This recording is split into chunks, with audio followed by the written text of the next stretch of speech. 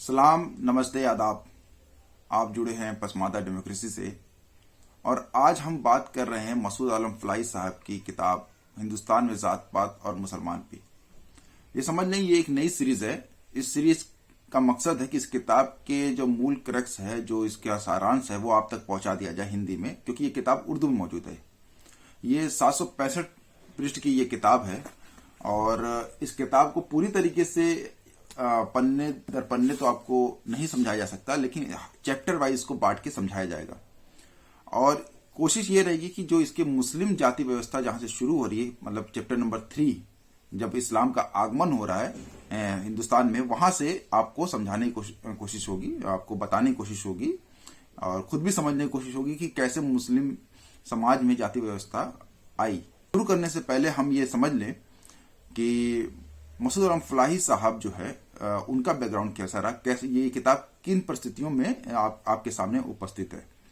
पहले तो ये जान लें कि मसूद आलम फलाही साहब जो है, इनको राष्ट्रपति अवार्ड भी मिल चुका है और इन्होंने पीएचडी की। इस वक्त फिलहाल वो जो अरबी फारसी यूनिवर्सिटी लखनऊ में अरबिक विभाग के वो एचओडी भी हैं और जेएनयू एमयू जैसे विश्वविद्यालय से भी उन्होंने अपनी पढ़ाई पूरी की है। ये किताब जो मैंने उनसे सवाल किया था, उनका इंटरव्यू मौजूद है, हमारे चैनल पर मौजूद है। जब मैंने उनसे सवाल किया कि ये किताब आपने क्यों लिखी, तो उन्होंने बताया कि ये किताब दरअसल पहले कुछ आर्टिकल थे लिखना उन्होंने शुरू किया था जात पात के ऊपर। वो जब जमीयतुल फलाह आजमगढ़ में अपनी अलमियत, मतलब जब मौलवी की जब डिग्री ले रहे थे, तो उस दौरान जमीयतुल फलाह जो जमात इस्लामी का एक मदरसा है, वो हिंदू बस्तियों में, खासकर दलित बस्तियों में जाके इस्लाम का प्रचार करता था। तो उनके वहां से स्टूडेंट भी जाया करते थे उनके साथ। ये बात वो खुद कह रहे हैं, सुन सकते हैं आप, कि जो उनके साथ स्टूडेंट भी जाया करते थे वो प्रचार करने, कुछ इस्लाम की अच्छी अच्छी बातें बताने। तो उन्हीं में से एक दलित साथी खड़ा हुआ जब उस भीड़ में से, कहा कि तुम हमको क्या इस्लाम की बराबरी की बात कर रहे हो, तुम्हारे अंदर खुद जात पात मौजूद है, तुम एक दूसरे से रोटी बेटी का रिश्ता नहीं रखते हो, तो हम अगर मुसलमान बन गए तो हमको तुम क्या बनाओगे, सैयद बनाओगे, अंसारी बनाओगे, क्या बनाओगे हमको तुम।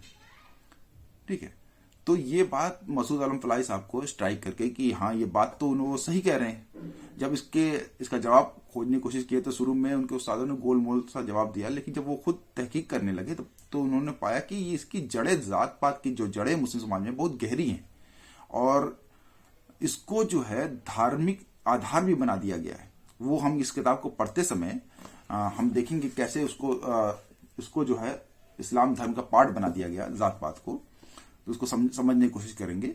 एक रुकन हकीम अख्तरूफ साहब तशरीफ लाए थे और उन्होंने जो बाज़ार के पास जो दलित मोहल्ला था वहाँ पे अपनी तकरीर की और कुरान के तारुफ कराते हुए कुरान के अंदर जो भाईचारे और इंसानी मसवात की बात कही गई है उसको बयान किया और कहा कि अगर आप लोग इस्लाम को अपनाते हैं तो छूत छात की जो बीमारी है वो दूर हो जाएगी।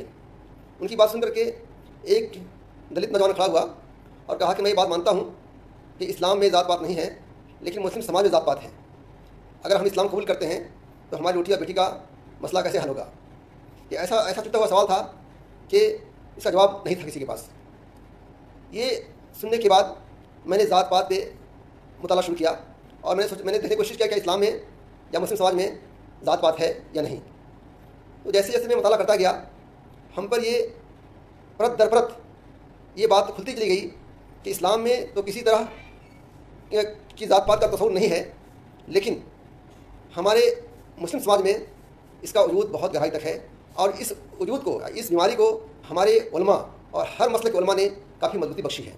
उसको झूठी, मौजू, ज़ईफ़ अहादीस जो उनके कास्ट इंटरेस्ट में था उसको पेश करके इस्लाम की सही तालीमात जो कुरान और सही अहादीस पे मबनी था, यानी इस्लामी मसवात को ख़त्म करने की कोशिश किया। लेकिन अभी फिलहाल समझते हैं कि फिर जब उन्होंने इस मुद्दे पर जब रिसर्च करना शुरू किया, इस इशू पर रिसर्च करना शुरू किया, तो उस दौरान जमात इस्लामी की ही एक मैगजीन थी जिंदगी नौ, उसमें उनके आर्टिकल आते थे। उनके आर्टिकल अच्छा खासा हलचल मचा रहे थे और वही आर्टिकल मऊ की एक मैगजीन थी आसार, उसमें भी पब्लिश हो रहे थे।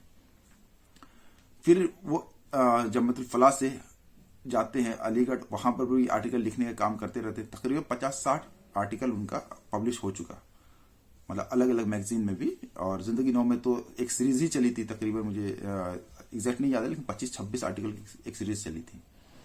तो वहां से फिर अलीगढ़ से फिर जेएनयू जाते। जब जेएनयू जाते तो उनका एक्सपोजर बढ़ जाता है, और उनके साथ ही जो फ्रेंड सर्किल है उसमें समाजशास्त्र से पीएचडी करने वाले साथी भी उनके साथ टच में आते हैं उनके। तो इनके इस अध्ययन को एक समाजशास्त्री अध्ययन बनाने की ओर उनका सुझाव होता है कि इसको किस तरीके से एक किताब की शक्ल दी जा सकती है।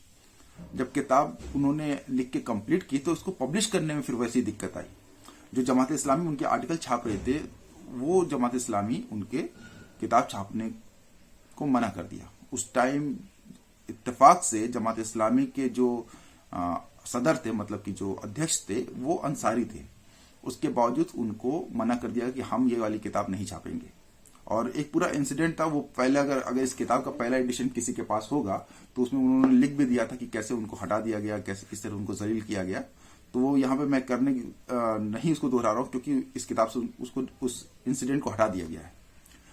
हालांकि मैंने उनका इंटरव्यू लिया था, वो भी मौजूद है, उसमें उन्होंने जिक्र किया था। लेकिन फिर वो डिफेंड भी कर रहे हैं, कह रहे हैं कि कुछ वहां पे इब्लिसवादी थे जमात इस्लामी में, और कुछ जो है मसावात, जो बराबरी को मानने वाले थे, तो उन्होंने पब्लिश करने की हिमायत की थी, और बाकी इब्लिसवादी थे उन्होंने नहीं की थी।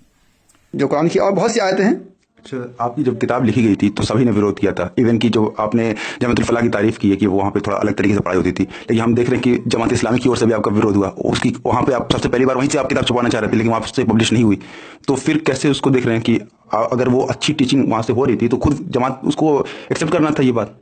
देखिए, जहाँ तक मसला है कि जमात फलाह एक इदारा है, और उसमें वो लोग भी पढ़ते हैं जो इंग्लिश के मानने वाले लोग हैं, जो कास्ट के मानने वाले लोग हैं, वो लोग भी पढ़ते हैं जो अल्लाह और रसूल मानने वाले लोग हैं। तो जो अल्लाह और रसूल के मानने वाले लोग, उन्होंने सपोर्ट किया किताब के लिए, आगे बात बढ़ाई, किताब की कंपोज कराया, आगे पब्लिशिंग तक पहुंच गई थी। लेकिन जो शैतान के मानने वाले लोग हैं, उन्होंने जो है फेक लेटर भेज करके, हंगामा करा करके, अखबार में छुपा करके उसको रुकवाया। आपको धमकियां भी मिली थी किताब को पब्लिश करने? अब धमकी देखिए, तो बहुत से तो नौकरी नहीं होने देंगे, जॉब नहीं होने देंगे, ये सब चीज़ें तो कही जाती रही, और मुखालफतें तो होती रही। आज मुखालफतें हैं। हमारे बहुत से असातिज़ा जो मदारिस से फारिग हैं, यूनिवर्सिटीज़ में हैं, या जमात फलाह में कुछ हमारे असातिज़ा थे जिसके मुखालिफ थे किताब, आज मुखालिफ है। लेकिन वही जमात फलाह जो अपने इंस्टॉल पे किताब रख के बेचा उसने।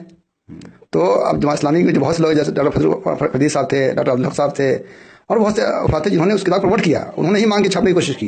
एक सवाल था कि एक नास्तिक जो मतलब एक दलित है जो नास्तिक हो गया, तो क्या उसको धर्म जो है उसको जो है उसके जाति के कारण उसको जो शोषण का शिकार नहीं करेगा? मैं इसको पसमानदा पे ला रहा हूँ, कोई पसमानदा हलाल खोर है, वो कहा कि मैं आज से खुदा को नहीं मान रहा, तब भी उसके साथ वही सब उत्पीड़न होना है। तो धर्म कैसे उसकी सामाजिक स्थिति को कैसे बदलेगा? दिक्कत यह है कि हाँ, जो एक इस्लामिक सोसाइटी या ऐसा सोसाइटी जहाँ पे कुरान और हदीस की बात की जाती है, अगर वो सोसाइटी ऐसी बनती है, तब तो वो चाहे नास्तिक हो, चाहे वो कहीं पैदा हुआ हो, कोई सुधर नहीं होगा। लेकिन एक सोसाइटी जो शैतान के बेस से बनती हो, तो वहाँ नास्तिक और मजहबी, आज की डेट में देखिए तो जरा जो ओबीसी मुस्लिम्स हैं या जो दलित मुस्लिम्स हैं, वो उन लोगों से ज़्यादा मुसलमान अपने आप को साबित करने की कोशिश कर रहे हैं, या मुसलमान हैं, नमाज़ पढ़ते हैं, रोज़ा रखते हैं, लोग डरते हैं कि अल्लाह नाराज़ हो जाएगा, लेकिन उसके बावजूद जो है उनको जरदील समझा जाता है। तो सारा का सारा जो है मैटर है कि कौन ज़्यादा बेनिफिट ले जाए उसको उठा करके। इसको इतना ध्यान रखते हुए ये भी आपको बता दी, किताब कोई पसमानदा आंदोलन का मैनिफेस्टो नहीं है, ठीक है। खुद मसूद आलम फलाही साहब कहते हैं, सुनिए उनको। ताकि ये आपकी किताब एक पसमानदा आंदोलन के लिए भी एक बेसिक टेक्स्ट की तरह देखी जाती है, ठीक है। तो क्या आप मोमेंट के लिए ये बुक लिखे थे? इस मोमेंट पसमानदा आंदोलन से जुड़ाव की वजह से इसको लिखा है? बेसिकली मैंने जो इस्लाम की सही टीचिंग है, और मुसलमान हिंदुस्तान में नहीं पूरी दुनिया में कैसे हुए, कौन लोग इस्लाम कबूल किए, उसकी हमने बैकग्राउंड में एक किताब लिखी थी मैंने।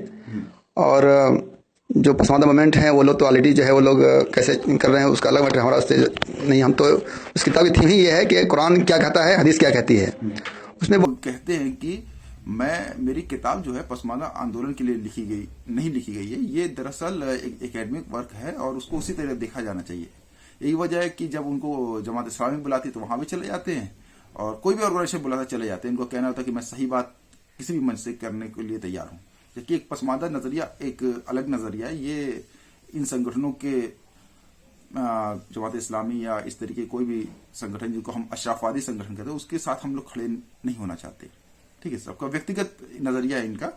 तो ये किताब जो है इस तरीके से ना देखी जाए, जैसे मेरा व्यक्तिगत मानना है कि इसको ना देखा जाए कि ये जो है पसमानदा आंदोलन के क्या कोई मैनिफेस्टो है। क्योंकि मैं खुद भी जब इसका रिव्यू अभी शुरू करेंगे, अगले पार्ट से जब शुरू करेंगे, तो आप देखेंगे कि कई जगह पे हम कंट्राडिक्शन हम देखेंगे कि कैसे जो है पसमानदा आंदोलन कोई और कुछ और बात सोचता है या कहता है और ये किताब कुछ और बात कह रही है।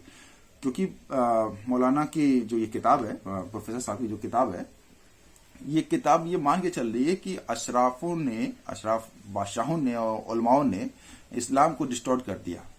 अब जो है अगर हम उसको सही कर लेते हैं तो हम सही इस्लाम की ओर पहुंच जाएंगे। जबकि हमारा पसमानदा आंदोलन का मानना है कि कोई सही इस्लाम नाम की चीज नहीं है। दरअसल इस्लाम की व्याख्याएं मौजूद हैं। अभी आजकल जो है जेंडर के हिसाब से देखा जाए तो महिला व्याख्या शुरू हो गई है, और इससे पहले जो व्याख्याएं मौजूद थी वो दरअसल सेक्ट वाइज थी।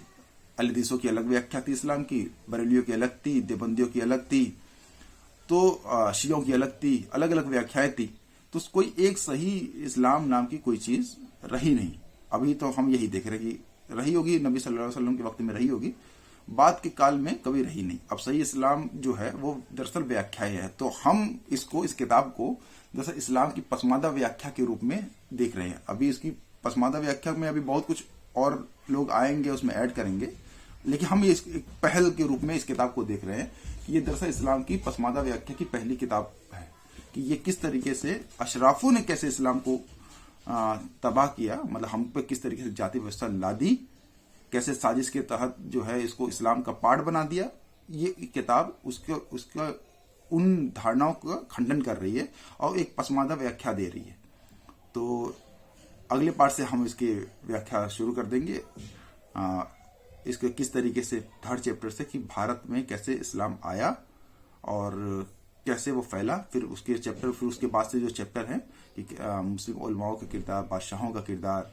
तो इस धीरे धीरे एक एक चैप्टर एक एक हफ्ते में हम इसको कोशिश करेंगे 12 से 15 मिनट में अपना चैप्टर कंप्लीट करें, ताकि आपको भी ज्यादा वक्त पूरा चैप्टर, कुछ चैप्टर ऐसे हैं कि वो बहुत बड़े बड़े हैं, तो उसमें क्या करेंगे कि जैसे देवबंद सेक्ट की बात करेंगे तो उस पार्ट में सिर्फ देवबंद के आलिमों की बात कर लेंगे, कभी जो है बरेलवी आलिमों की बात कर लेंगे। तो जिनको भी उसके डिटेल जानना होगा कि भाई, क्योंकि इसमें तो इतनी बातें रेफरेंस के साथ नहीं कही जा सकती ना, सारांश है, तो वो एक किताब खरीद ले। मैं लिंक भी अभी डाल दूंगा इसी कमेंट बॉक्स में, जाके देखिएगा, उसमें आपको लिंक भी मिल जाएगा इस किताब का कि कहाँ से आप ये किताब खरीद सकते हैं। अमेजोन पर भी मौजूद है, तो आप खरीद लीजिए। और बाकी हम शुरू करते हैं। जय हिंद, जय पसमानदा।